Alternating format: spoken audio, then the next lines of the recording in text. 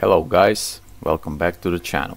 Today we are looking at the limited edition Promaster Super Titanium dive watch from Citizen. This watch is for someone that is looking for an atypical dive watch with a unique design that breaks free from the mold of the typical 200 meters dive watches. I mean, if you're interested in a one-of-a-kind 47mm dive watch that lacks true legs and has super titanium construction, stay until the end of this video to find out if this is the right watch for you.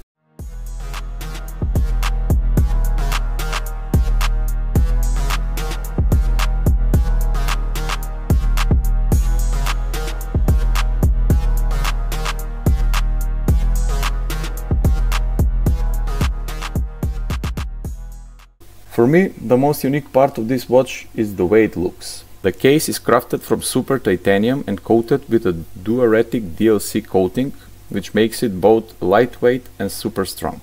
It looks kinda like dark matte grey, giving the watch an aggressive look. Measuring in at 47mm wide and 46mm from lug to lug, if we agree to define this as a lug, the watch is essentially square. The case with its protruding corners frame the unidirectional bezel. The case itself consists of three pieces: the bezel, the case frame and the back. Comparing it to other dive watches, there is no traditional mid-case, just a curvy piece of titanium. The case back barely protrudes from out of the case, making it wear surprisingly well. At 13.5mm with those corners on the case, it's hard to tuck this watch under any dress shirt cuff, and it's just fine because I'm guessing you wouldn't go with a Promaster on any formal events. In general, wearing this watch out for a day in the water, maybe a hike or another outdoor activity is perfect. The titanium case is light and comfortable, especially since there are no hard angles on the case, and while reviewing the watch, I even forgot it was on my wrist quite a few times. It's balanced and comfortable to wear for hours on end. On the right side of the case, you'll find a big crown that makes setting the time an easy task.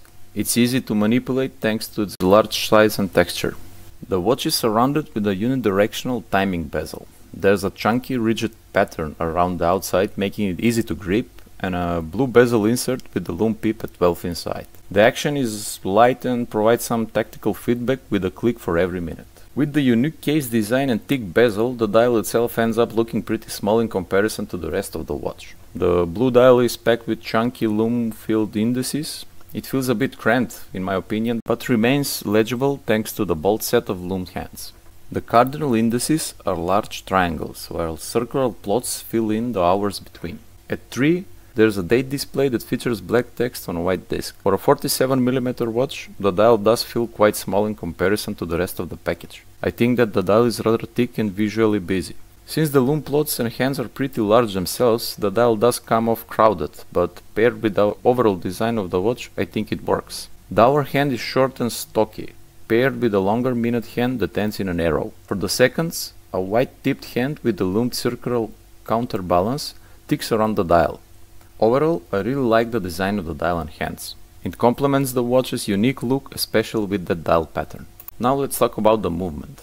Inside the Promaster diver is the E168 Eco Drive caliber. It's an anti-magnetic and anti-shock movement. Instead of a conventional battery, this watch is powered by light. Simply let it absorb some light, natural or artificial, whatever, and it's good to go for just about 6 months. It's accurate, reliable and easy to maintain.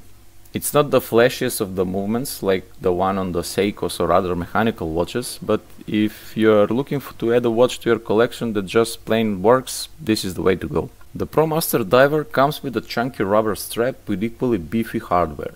It's a dive style strap with a compression section on each side that makes it an extra comfortable fit.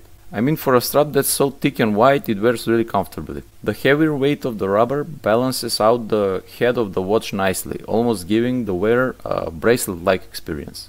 A beefy DLC-coated buckle keeps the strap secured to your wrist, while two rubber keepers hang on to the extra strap. Also included in the package is a dive extension that matches the strap. It's like a mini version of the strap itself, featuring 2 more keepers and another buckle. In terms of wearability, this watch on the wrist is an absolute pleasure to wear. The curvy titanium case is light and comfortable, and the short lug-to-lug makes it compatible with a wide range of wrist sizes. It's a fun, different and playful watch. It stands out quite a bit too, since it doesn't look like your standard dive watch that we are used to.